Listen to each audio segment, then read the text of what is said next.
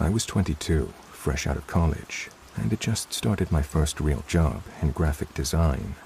I was living in a small rental in central Ohio, Chillicothe to be exact, and driving back from my parents' place about 2 hours south. My car, a rusted old Buick Skylark, had been on its last legs for a while. I had no AAA, no smartphone, and no real backup plan if things went sideways. Of course, things went sideways. Somewhere around 10 p.m., just outside of a small town, my car started making this awful knocking sound. I tried babying it along, but within minutes the engine sputtered, and I coasted to a dead spot just past a little side road with nothing but cornfields in every direction. I sat there for a while, hoping maybe it would magically start again. No luck. My flip phone had one bar, and every time I tried calling someone, the signal cut out before they could even say hello. After about 15 minutes, I got out and started walking toward a diner I'd seen about a mile or so back. It was one of those classic diners, chrome exterior, checkered tile floor, maybe 3 or 4 people inside. A waitress who looked like she'd been working since the 70s pointed me to a payphone in the corner. I tried calling a tow truck, but no answer. Left a message. The waitress ordered me coffee, then told me there was a garage still open until 11, about another mile down the road. Fisher's Auto, she said. You'll see the yellow sign. Can't miss it. So, I started walking. The road was 2-lane, no shoulder, with corn towering on both sides. It was stupidly dark. Clouds covered the moon, and there were no streetlights. I had that weird, hyper-aware feeling, like something was watching me, which I chopped up to just being alone in the middle of nowhere at night. About halfway there, a car pulled up behind me. Not just slowed down, pulled up beside me, crawling as I walked. It was an old Pontiac Bonneville, silver. The passenger rolled the window down, and the driver leaned across the seat. He smiled and said, in a weirdly high-pitched, unnatural tone, "Need a ride?" The voice threw me, not just because it was high, but because it didn't match the guy at all. He was big, broad-shouldered, maybe 50s, with salt and pepper hair, and a face that looked like it had seen some shit. But the voice, it sounded performed, like someone faking a falsetto. It wasn't just high, it was off. Still, the road was long, it was dark, and I didn't want to get hit by a truck walking in the pitch black. So against better judgment, I said yeah and got in. He didn't say much at first, just nodded and started driving. The radio was off, the windows were up, and the air in the car felt heavy, like humid, even though it wasn't hot outside. Then, maybe 2 minutes into the ride, he spoke again, same strange voice. "Do you follow the actor Charles Devon?" "Who?" I replied. He laughed a short, sharp sound that made my stomach tighten. "Charles Devon, from that courtroom show, Justice Bound. He used to be big." Now I had heard of the show. It was one of those daytime legal dramas that used to air when I was a kid. My grandma watched it religiously, but the guy hadn't been in anything in years. I shrugged and said, "Not really. My grandma used to watch that show." And the driver just nodded slowly. Yeah, he was really upset the last time I saw him. I looked over like, "What?" "You know him?" I asked. He just smiled. Not a normal smile. This tight, teeth-baring expression, like someone mimicking a human expression. "You'll see," he said, and went quiet. I remember turning my head to watch the road, heart starting to pound. That's when I saw the yellow light of the garage up ahead. I mumbled something like, "That's the place," and he pulled over, without another word. Before I got out, he reached into the glove box and pulled out a glossy black business card. In case you ever want to visit. It read, Michael Vander, owner, The Gilded Lily. No address, just a name, a business name, and a 10-digit phone number, handwritten in red ink on the back. I didn't say thanks. I just got out and practically ran to the garage. Fisher's Auto fixed my car by the next morning. Turns out it was a busted alternator.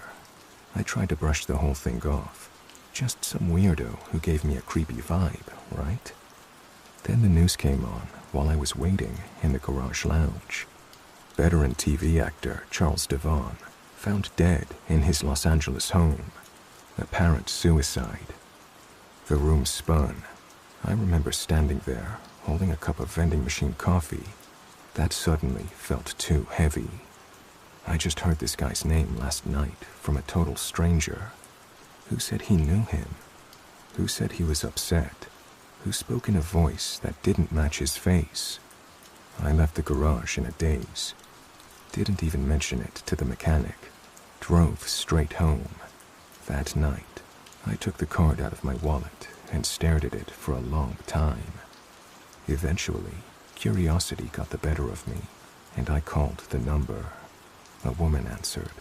Middle-aged voice, sounded tired. I asked, Hi, is Michael Vander there? There was silence. Then she said, Please don't call this number again. My husband has been dead for 3 years. I just sat there, didn't know what to say. Eventually, I asked, Was his voice high-pitched? She paused. No. He had a deep, gravelly voice. Smoked for 30 years. Why? I told her. Someone gave me his card last night. The woman's voice dropped to a whisper. People have said that before.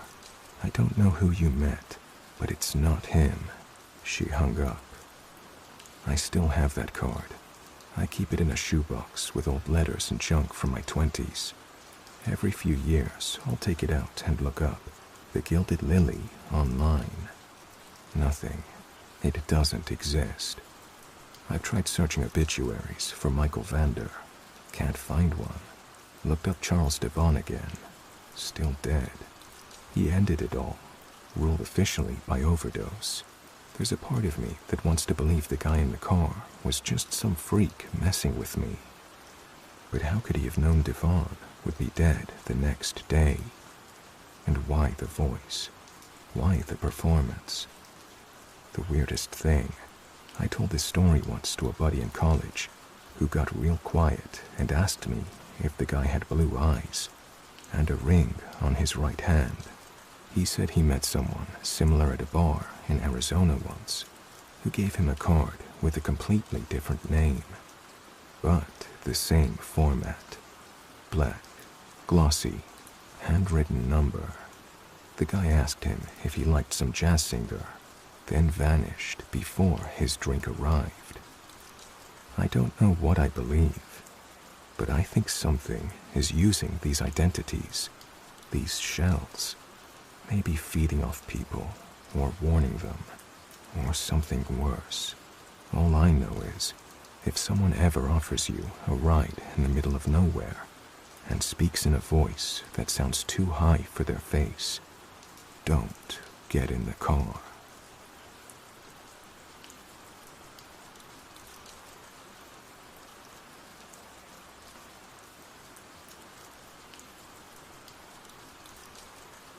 About 2 years ago, my family and I moved from New Jersey to Florida for a fresh start. Before I start my encounter, I want to iterate my mental state at the time, because it contributes to how I acted at the time of this story. So the night of the move, my mother got a call from a close family friend. She had just become pregnant, and it started to have complications, and feared she lost the baby. My mother, being the awesome woman she is, went over to help and watch her young son and calm our friend down, and told her to go to the hospital to be sure and check her. She and her husband rushed to the hospital, and luckily she hadn't lost the baby. But it wasn't until 1 in the morning until my mother got back, and I was still up waiting for her to get back. So yes, we were dead tired the next day when we had to pack everything up for the long trip to our new home in Florida, while my father, who had slept through the whole ordeal the night before, was not. But that's just me bitching. Anyway, I'm driving with my mother while my father is in another car, and I'm not exactly happy about the move. So tired and upset, we continued on with our trip. We've always driven from New Jersey to Florida for years, and never had any really weird experiences out on the road. I'm not sure about my parents, but they've never talked about anything creepy in my 22 years that I've been alive, and I've traveled with them. And trust me, they love to tell stories, and I do too. So when this happened, I was wholly unprepared for it. It certainly didn't help what happened the night before either. So we stop at one of the many stops on our way to Florida, and I think we were in the Carolinas or somewhere near there when we stopped. Now, if you've never traveled before by car, a rest stop is a place kind of like a civic center/rest area. These places are for travelers who either need a minute to stretch, go to the bathroom, or a place where they can safely rest for the night in their cars. These places are usually well lit, and they have vending machines for anyone who needs a snack or drink. It was late, maybe about 9 at night, and we stopped to stretch our legs and go to the bathroom. I wanted a few snacks, so I asked my mother for some ones. She gave them to me, and I entered the nice little enclosed area that contained the machines. So I'm standing there alone, picking what I want, when this woman comes in. She's a short, skinny older woman who's dressed nice with bleach blonde hair. When I glanced at her and smiled politely, she comes right up to me and holds her hand out for a shake and introduces herself. I can't remember what her name was. Dumbfounded, I shake her hand back and stupidly told her my name. After that, she launches into this tale of woe about how she lost her wedding ring, had a head wound, and that her car was out of gas and she needed money and other things that I honestly can't remember. And I'm just standing there listening and trying to figure out how to get out of this situation. Now, you have to understand, this was literally the first time anyone had ever approached me at one of these stops. Mostly because I think I don't have the most friendly of faces for people to approach for help. Even though I'm a girl, I'm around 5'5" to 5'6". I'm taller than most girls, especially for this woman. Broad-shouldered, and I resemble my father, who doesn't have the most welcoming of faces either, and acts it. But me, I'm a bleeding heart, and I never want to be rude to people. But in this situation, I would have been if it hadn't been so out of the blue. When I'm in situations that are new to me, I tend to freeze up and can't think. I don't know how to act or what to do in situations I'm not expecting. As you can guess, I'm a big introvert and socially awkward, but I don't have a problem with telling people to fuck off. But in this situation, I'm outright panicking and just want to get away from this weird woman. And I say weird because that head injury I mentioned, she didn't have one, not even a bruise. And she was talking so fast and non-stop, I couldn't even tell her no, I can't help her, or even try. For some reason, being polite was more important than getting the fuck away. So, I'm standing there, exhausted to my bones, about to shove what little money I have at her, just so she goes away, when my mother walks in. My badass of a mother comes right in. I'm taller than her, by the way, and she tells the woman that I can't help her, and to come with her. The woman takes a step back, and I realize just how close she was. I hadn't even noticed she was steadily coming closer as she was talking. She tells my mother how beautiful and nice I am, when in reality, I look like a greasy mess, because I don't care about my appearance when I take a road trip. My mother doesn't really respond, and she has me by the arm, walking towards the bathroom, asking if I'm okay. That woman got out of there, and she goes the opposite direction of where she said her car was. Looking back on it all, at the time, I thought it was just weird, and I was certainly weirded out by it all. But I just thought whatever. But after listening to YouTube Reddit posts of Let's Not Meet and such, I realized how lucky I was 2 years later that the situation hadn't escalated. I think the reason why she approached me was probably because the ones I mentioned earlier, they were folded and it looked like I had a lot on me when I only had about $6 or $7. And because it was probably obvious to her how tired I was and how much of an easy score she could have gotten in my tired, grumpy state. So, if anyone listens to this, I hope you aren't planning on traveling alone. But if you are, be careful of people, even the completely normal-looking ones. You can never be too careful, especially with all the people looking for an easy score.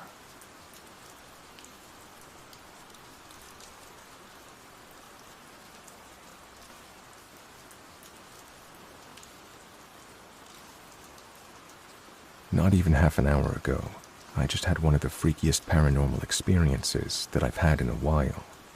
To give you some backstory, I live in an apartment attached to a funeral home. I'm a mortuary science student, and I work for this funeral home to get experience while I'm in school to be a mortician. The funeral home happened to have a vacant apartment set privately in the back that I couldn't possibly turn down as I moved away from home for this school, and I needed an inexpensive place to live. Since the day I moved in, I've been having notable paranormal experiences. For a couple of months, I kept them to myself, not wanting to seem like I was feeding into some spooky funeral home stigma or making it up. But eventually, I was experiencing enough that I had to bring it up to a coworker of mine, and she confirmed that she and a few other employees had seen and heard the same things I have. That being said, it's not news to any of us that the place is haunted, if that's what you want to call it. Now, on to my story. Today, after I got home from classes and went home, I was feeling extremely uneasy. My apartment felt extra dark, and I felt sort of jumpy. I was standing in my bathroom braiding my hair, and one of my coworkers texted me. She said she has a weird feeling and asks me to go check the front doors of the funeral home to make sure that they are locked. I read her text as I braided my hair, and her next message pops up. I'm 99% sure I locked it, but I just have a nagging feeling about something. I told her I'd go check. I finished braiding my hair and slipped on my shoes and walked to the door in my apartment that opens up into the back of the funeral home. The lights are off, and I don't bother turning them on, as the motion sensors in the hallway always kick on by themselves. I made my way to the front lobby, which was dark, not counting the light through the front door windows. I walked to the front doors and pushed. Sure enough, both unlocked. At that moment, I had a really heavy feeling like someone was behind me or watching me. I kept turning around to look, but standing by the light at the doors and looking into the dark lobby made it almost impossible to see. I hurried up and locked the doors and made my way back through the lobby. As I was about to enter the hallway, I hear a little girl giggling. I stopped dead in my tracks for a moment, just at the end of her giggling. It sounded like she was coming from behind a door not 6 feet away from me. I got chills in my entire body and hightailed it back to the lit hallway and into my doorway. I locked the door behind me and immediately heard a loud bang from a room in the funeral home. I have no idea what it was, but it was loud, and I'm not about to go check. As I was standing there, shitting my pants, I texted my coworker back saying, the doors were both unlocked. As I'm typing her my story of what happened, she says, I don't know, man. I've been getting weird vibes in there all day. I think maybe it's safe to say the spirits in here are extra active today.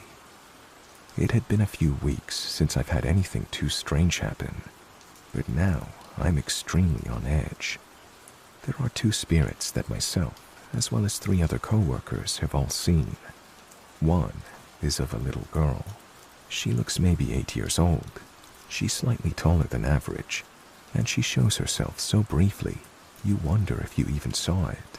I would almost say she looks 10, but when we hear her giggle, she sounds like a young girl of maybe 6 years old.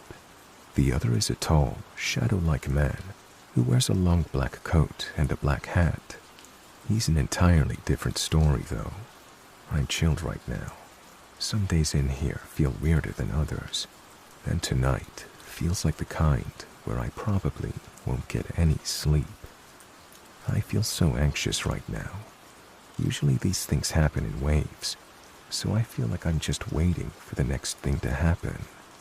I'll share another of my experiences here at the funeral home and in my apartment. The day I moved in, I was trying to clean and dust everything as I unpacked. I was listening to music and polishing one of my end tables when something caught my eye. I glanced up toward my hallway where my bathroom is located and briefly saw what looked like a little girl peeking at me from behind the door frame. I did a double take and she was gone. I paused my music and kind of stood there with a stupid look on my face, I'm guessing. I heard a soft rustling noise from the bathroom, like the sound of maybe the shower curtain. I walked over to the bathroom and peeked in, but of course, there was nothing there. My first few nights there were pretty normal. Some strange noises like bumps on the wall, knocking, brushing noises. But I chalked it up to the fact that I was in a new place, and those noises were probably normal in the building. One night, I was taking a shower, minding my own business, when I felt an ice-cold air on my back. I didn't have the air on at this time, and there are no windows in my bathroom that could cause a draft. I felt immediately uneasy and peeked out behind my shower curtain, only to see that everything was normal. I went back to showering and tried to pretend nothing happened. As I was facing the water, my towel that was draped up over the curtain rod fell to the floor. I jumped and whipped around and quickly peeked behind the curtain again. Nothing. I was pretty shaken now, and I picked up my towel and draped it back over the rod. I tried to hurry up and finish my shower. Just as I was about to turn off the water, I hear my bathroom door click. In absolute fear and panic, and ready to nakedly fight someone, I ripped open the curtain to see my door slowly opening. I stood there and watched until it slowly reached the doorstop. I said something along the lines of, "Oh my fucking God," through tears, and fumbled for my towel and ran out of my bathroom. I got dressed and left for the rest of the day, and didn't come back until about 9 that night. Nothing happened the rest of that evening. After that, things were pretty quiet for a little while. Around 2 weeks later, it was a little after midnight, and I was doing my laundry. My washer and dryer are in the actual prep room, where we embalm people. So to do laundry, I'd have to go into the back hallway of the funeral home. I had just put in a load to wash, and was walking back to my apartment door at the very end of the hallway. I heard a door latch. Kind of like the door was closed in the frame, but not latched, if that makes sense. It made me jump, and I turned around, and at the end of the hallway, I saw the tall shadow man. The owner of the funeral home was a big man who wears a long black coat in the winter, and has this black cowboy hat sort of thing he wears. So for a split second, I thought maybe it was my boss who'd come in for something, but it wasn't. It felt like a good 2 or 3 seconds that I watched him cross the end of the hallway, and he just disappeared into thin air, almost as I was focusing on him. I mentioned in my original story that there are motion sensor lights in the hallway, and these lights were all on during this encounter. He was tall and big. He had a hat on similar to the one my boss wears, and was black from top to bottom, like a really opaque shadow. Needless to say, I almost shit my pants. I bolted back into my apartment and locked the door. I was so scared and in so much disbelief, I was actually lightheaded and had to sit down. I still didn't mention him or the little girl I saw to anyone I work with. One day when I came home from class, I noticed my microwave time had changed to military time. I didn't think anything of it, and I messed with the settings, switching it back. The next night I was working, cleaning one of the lounges, and I noticed that the time on the microwave in there was on military time too. At that point, I honestly figured maybe there was a power outage that day, and when the microwaves kicked back on, they just went wonky and switched to military time. This was until the next day, which was my day off. I slept in and lounged in my bed for like an hour, and one of my best friends called me. We had been talking for about 20 minutes, and I was like, all right, I should probably get up and do something. I glanced to see what time it was, and my alarm clock was on military time. My alarm clock is a cheap battery-operated alarm that doesn't even plug into a wall. I've had it for about 4 years, and had never seen it switch to military time. I went silent on the phone and stared at the clock, trying to find some sort of logical explanation. The microwaves kind of made sense at first, but then with my alarm clock, I couldn't shake the feeling it meant something. Not long after this is when things got considerably spookier. Probably about 3 days later, I was coming back home one afternoon from classes. I came right in and threw my keys and my purse on the kitchen table, and then turned my back to the table to plug the sink and start running water to do my dishes. I was letting the sink fill and turned to get my keys and purse from the kitchen table and put them on my end table by my door, which is where I always place them so I don't forget them when I'm running out the door on a 3 a.m. death call. My purse was there, but my keys were not. I had just come in and threw them on the table. It took a few seconds to get the sink ready, so they didn't get up and walk away in that short amount of time. Bewildered, I started looking under the table, on the floor, patting my pockets, trying to find my keys. I had just put them there. Frustrated, I go to sit down on my couch and ponder if I'm going crazy. I have a heavy quilt on my couch. I like my place chilly, and when I went to lift it and sit down, there were my keys. I didn't go anywhere near the couch when I came in. I am 100% positive I put my keys on the table next to my purse when I came in. And there was no reason they'd be under the quilt. But that wasn't the weirdest part. On my key ring, I have my parents' house key and my car key on the main key rings, and a second key ring is attached to that one, with my apartment door keys on it. The key ring with the apartment keys on it was stretched and bent, as if someone tried to rip the key ring straight off the other one. The key rings aren't flimsy, bendy ones either. I could hardly open them enough to lock the key rings together when I put them on. It would have taken serious force to completely pull open the key ring like that. My stomach dropped through my asshole when I saw my keys there all fucked up under the blanket. I almost didn't even believe if I was seeing it all correctly, and I felt a bit crazy. At this point, I was feeling like I should at least vent to someone about what was going on. A night or two after that, I was working a visitation with an older woman who has worked for my boss for a long time. She's my favorite coworker, as she's easy to talk to and reminds me of my grandma or something. Anyways, she asked me how I was getting settled in the apartment and if I was enjoying it. I told her how much I loved my apartment, but that there were some weird things that don't make sense. She asked what I meant, and I honestly didn't even want to say it, because I didn't want her to think I was crazy or bullshitting her.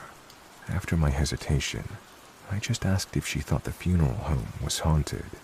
She explained to me that she'd had some strange experiences here, as well as a couple of others I work with. They've all heard loud screaming and moaning from time to time in the prep room. They'd heard giggling, unexplained doors opening and slamming, and other stuff. What upset me the most was that she told me about a tall man in black with a hat that she'd seen in the back hallway a couple of times. At that point, I word vomited and told her everything that had happened since I moved in. That was the night that I felt like it was confirmed to me that there was something or things here. I sort of wanted to vomit, I was so scared, but at least I knew that I wasn't crazy. For a few weeks after that, nothing huge happened. I would always hear strange noises at night. It's not uncommon to hear a door open and close by itself somewhere in the funeral home. I've also heard people talking, hear cots sliding around on the floor, and the same moans and screams my coworkers have all heard. This has become almost normal to me, so although it's freaky, it wasn't bothering me directly, and I could live with that, at least for a little while. Once again, things picked back up one day when I was in my bedroom putting clothes away. I was sitting on my floor folding a mountain of laundry when I heard a loud, clear as day sound of a man clear his throat in my living room. The kind that you do to get someone's attention. It was so clear and real, I didn't even think ghost. I was confused for a moment, thinking my boss had come in to speak to me, but surely he'd knock. Nobody ever would just walk in here. I hopped up and stepped into my living room. Nobody there. I peered around the corner to see if anyone was in my bathroom. No one. The realization that I was alone set in, and my stomach sort of dropped. But honestly, I was so used to so much activity that after a few minutes of pacing around in disbelief, I sort of shook it off and went back to folding laundry. In the most recent weeks, the most I've experienced are the normal sounds and voices and bumps in the night that I always hear. One night, a couple random lights and my TV all shut off at once unexpectedly, and I had to go into the funeral home utility room to flip the switches in the breaker box. I notice that when I have someone over and start telling them about the spirits, the lights or TV will shut off. A friend of mine has experienced this with me on 3 different occasions. That pretty much catches me up to the original story. It's been an absolute ride living here. Some nights it's nothing, and some nights I sleep with the blankets over my head. I really appreciate you all taking the time to listen. It actually feels sort of therapeutic to share with you all, and I never guessed so many people would be interested in my story. Thanks everyone for being so cool and giving so much kind feedback.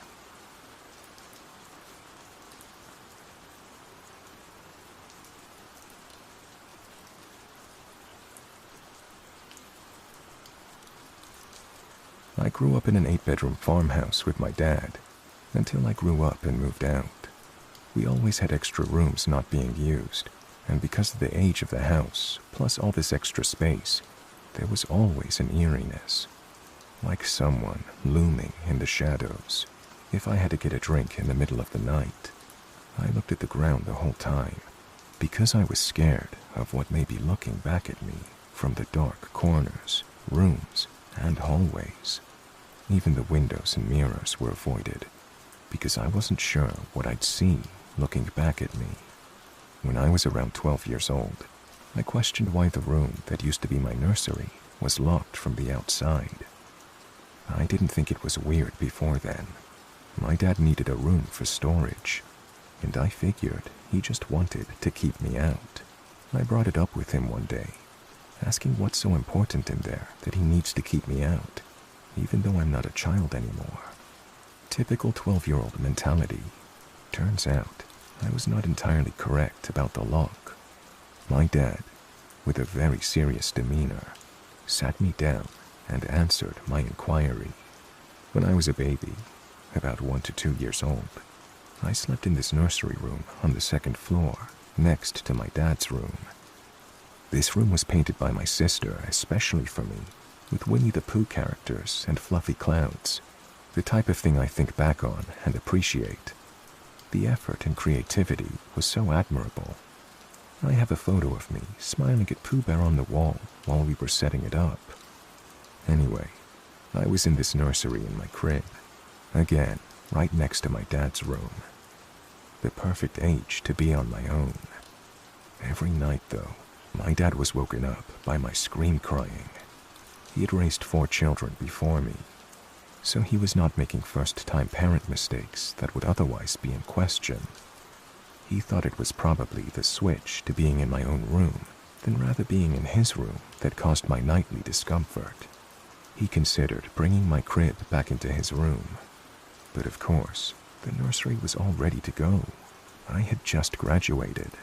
For a while, when I cried in terror, he would come in and check on me, only to find that nothing was wrong in the sense of present stressors like temperature, diaper change, hungry or thirsty, stuff like that. He would stay with me until I fell asleep or keep the light on to make me feel safer, and then return to his room to get some actual rest. One night, after finally having enough of my distress, he decided to camp out on the floor of my nursery to see if he could figure out what was the matter, but mostly to try and sleep through the night. This was the last time anyone slept in there. I was able to doze off now that I wasn't alone. He, on the other hand, was tossing and turning on the hardwood floor, not comfortable enough to sleep. As he lay there on the floor, mulling over the situation, boom, boom, boom. He was jolted to his feet by a few massive blows to the floorboards beneath him, centered directly on his back, as if someone on the first floor had a battering ram aimed at the ceiling. His first instinct was to rush downstairs and check for intruders. He is a man of logic, brave and ready to defend his family. However, when he got down there, the lights were off. There was no one downstairs. The front door was locked. The windows were locked. There was no sign of forced entry. No one else lived with us. Our closest neighbor was down the road a quarter mile, and why would they break in just to bang on the ceiling, let alone have it mapped out where my dad would be sleeping in my nursery? And the force of the blows, this wasn't normal. After this event, my dad brought my crib back into his bedroom, and I was able to sleep without screaming or crying beyond needing a diaper change or something normal. He brought the Bible into the nursery for extra measure and casted out any evil that may have invited itself there. He locked up that nursery and only used it for storage after that, and only went in during the daytime. To this day, that old lock is still on the door, as if a lock will keep spirits locked in. Short of pretending that experience never happened, he couldn't rationalize it enough to do anything else. We think that this entity was evil and malicious, and when my dad tried protecting me, this only made it pissed off. As I grew up in that house, I had a hard time sleeping in any room on my own. Many nights I ended up rushing to the couch in the living room, turning the TV on and watching Disney until I fell asleep. But even then, I was not comfortable. There were always eyes on me. There were many more unexplained events from the farmhouse, but this was the most direct encounter with evil that my dad has ever had.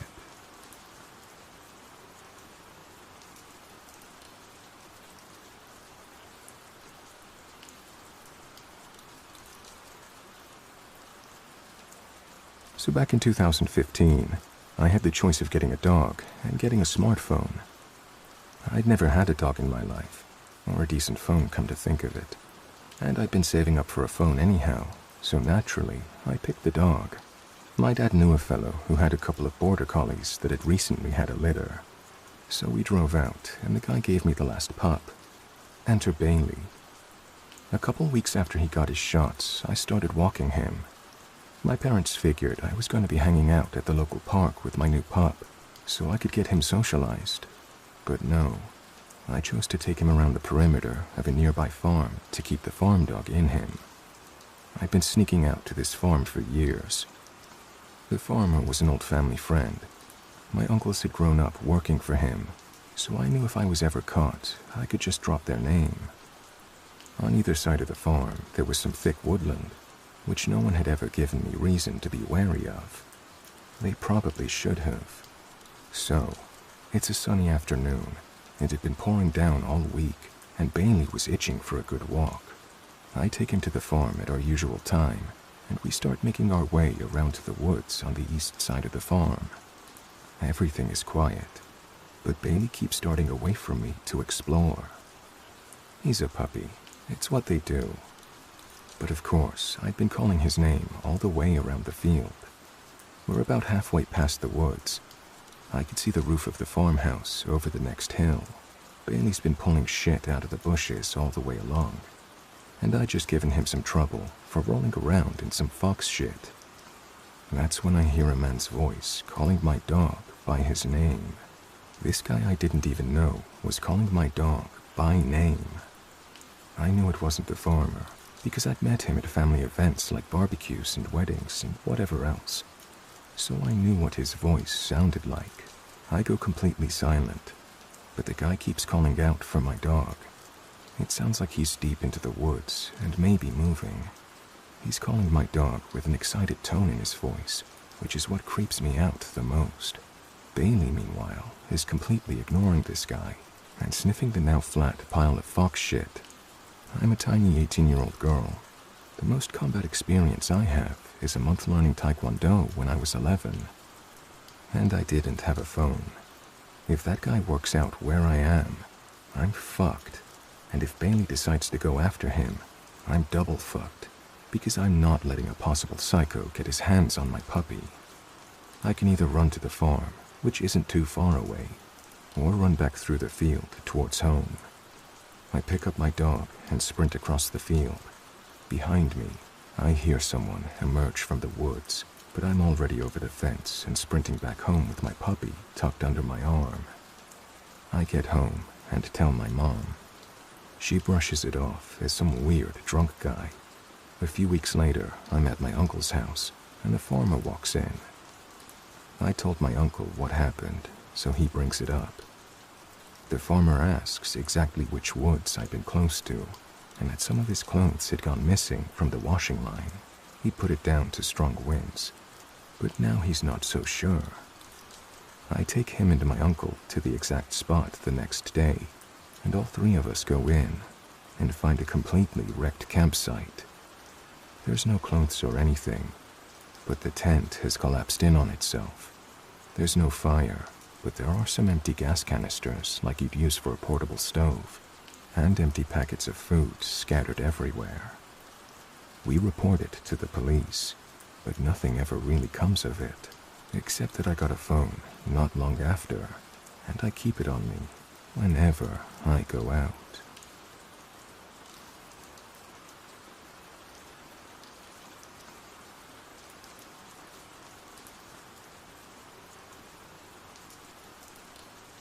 This happened around 20 to 25 years ago. I don't remember the exact year. I must have been around 10 to 13 years old, and my brother is 2 years older than me. When I was a kid, every year for the Easter school holidays, my family would go out camping on some land that my grandparents own. The best thing about it was having somewhere to legally ride our motorbikes. My older brother and I would often jump on our bikes and head off riding around the property together, racing and making up silly little games and whatever else. One year we were both out riding, but had gone separate ways. So at this time, I was on my own with nobody else anywhere in sight. Suddenly, I heard a voice say my name. I heard it clearly over the sound of the two-stroke bike engine, and it didn't sound muffled through my helmet. It sounded more like it was being spoken directly into my ear, or as if I had a headphone or earbud in my ear. At first I disregarded it, thought it was some strange interaction of the exhaust sound, the ear cavity of the helmet, and the wind blowing across the visor. Basically, some kind of auditory illusion, but I heard it again and again. A woman's voice calmly saying my name, as if to get my attention. It would occur when I was riding in one small area and nowhere else. I'd say the area was a radius of 50 meters to 75 meters. It was an area we had to pass through to get from camp to the motorbike trails and back. The voice persisted for days in the same spot, and it increased its vocabulary. It would sometimes say my name. It would sometimes say, "Come home." And it would also sometimes say, "Come to me, Alex." It started to creep me out, and I would feel anxious when approaching the area where it would happen. After a few days, and me not saying anything about it to anyone, I was out riding with my brother, and he signaled for me to stop and pulled up right in the middle of the area I'd been hearing the voice. He turned his bike off and removed his helmet, so I did the same. We then had a short conversation where he asked if I'd been hearing anything weird, and if so, what. I told him I'd been hearing a voice. He went pale. I described the voice, and he said that it matched what he was hearing. I asked what the voice was saying to him, and he told me it would say his name and call him to come to it. We rode back and told our parents. My dad came out riding in the area with us. He didn't hear anything, and we didn't hear anything while he was there with us. We kept hearing the voice over the next few days, always saying the same thing. I remember this happening just the 1 year, but I brought it up with my brother recently, and he seems to think it also happened in the same place the following year.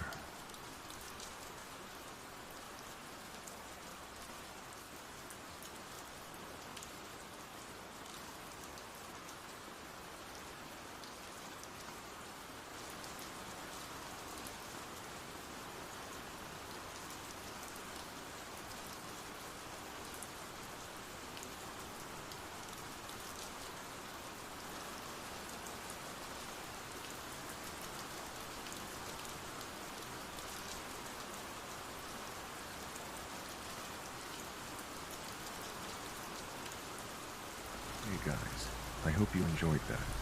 If you have a scary story you'd like me to read on the channel, please send me an email or post it to my subreddit. You can find details of this in the video description. It's the stories that make this, and this is the best way to ensure variety in the stories I share. Thank you all for listening, and a special thanks to my channel members and patrons who now have special access to ad-free videos and other behind-the-scenes content. Once again, thank you guys for listening. Have a great night.